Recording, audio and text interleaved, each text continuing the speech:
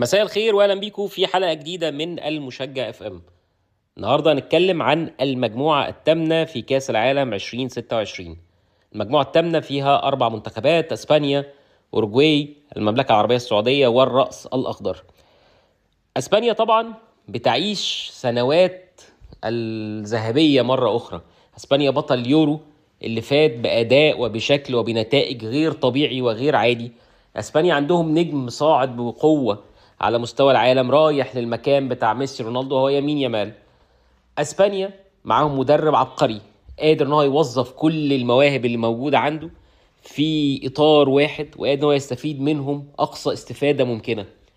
يمكن في الفترة الأخيرة بعد مباراة مصر وأسبانيا تقريبا حتى الصحافة الأسبانية هي اللي اتكلمت في كده، حصل شوية كده نظرة مختلفة للمنتخب الأسباني. هل فعلا أسبانيا أمام الفرق اللي ممكن تلعب بشكل دفاعي صلب زي ما مصر عملت بتكون معضلة بالنسبة لها، ولا هي هتبقى مباراة وعدت وخلاص على كده، وأسبانيا هتستعيد تاني الطاقة بتاعتها وتستعيد الإيجابية التهديفية بتاعتها في المباريات اللي من النوعية دي، خصوصا إن مجموعة المنتخب الأسباني فيها فرقتين من المتوقع انهم يلعبوا بالطريقه دي قدام اسبانيا وهما السعوديه والراس الاخضر.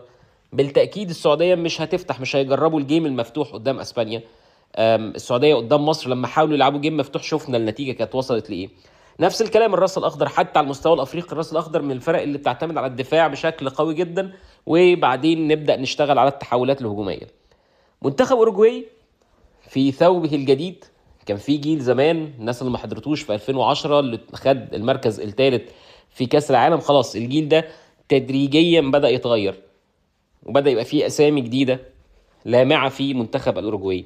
منتخب الأوروجواي عنده طموح كبير جدا إن هو يوصل لدور ال 16 والدور الثمانية، والطريق بالنسبة له يكون مفتوح بشرط إن هو يحتل المركز الثاني. هيبقى عنده فرصة جيدة إن هو يكمل في البطولة. أعتقد المجموعة دي أسبانيا إذا أدت بشكل قوي واذا استغلت كل العناصر الهجوميه اللي عندها هيقدروا ان هم ياخدوا ال9 نقاط ويتاهلوا في الصداره. المركز الثاني بنسبه كبيره جدا مضمون لمنتخب الاورجواي، ولكن يبقى بقى المركز الثالث وفرص التاهل ضمن افضل توارد. هل السعوديه تقدر تستعيد شيء من مستواها وتفوز في مباراه واحده قدام الراس الاخضر وتنتظر بقى القدر وتنتظر الصدف انها ممكن تتاهل ضمن افضل توالد، ولا الراس الاخضر تفجر مفاجاه وهعتبرها واحده من اكبر مفاجات البطوله وتقدر انها تفوز على السعوديه وتحصل على المركز الثالث وربما التاهل الى الدور التالي؟ شايف فرص السعوديه والراس الاخضر في المركز الثالث شبه متساويه، مع كل التمنيات ان السعوديه تقدر تعمل مفاجاه وتصعد الى دور ال 32. اكتبوا لي في الكومنتات رايكم، هل شايفين ان فعلا اسبانيا تقدر تحصد ال9 نقاط، ولا الاوروجواي ممكن تعمل مفاجاه؟ نفس الكلام، هل السعوديه فعلا فرصها مع الراس الاخضر تنافس فقط على المركز الثالث، ولا ممكن حد فيهم يروح لابعد من كده؟